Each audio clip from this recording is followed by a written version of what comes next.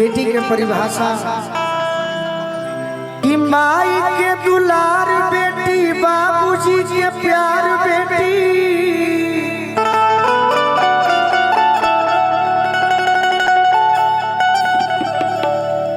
दोनों कुल सिंगार बेटी, नैहर ससुरार जी।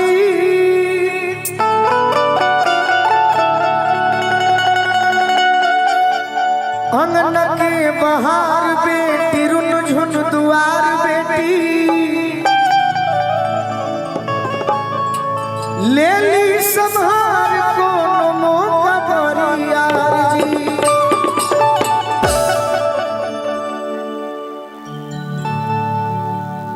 आग के अंगार बेटी, शत्रु के संहार बेटी,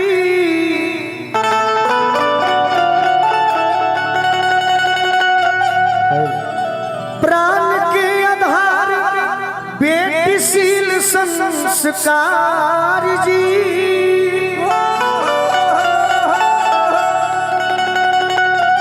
कौश शिकारी की बहिनी, महतारी बेटी, बेटी से प्रगति सृष्टि संसार।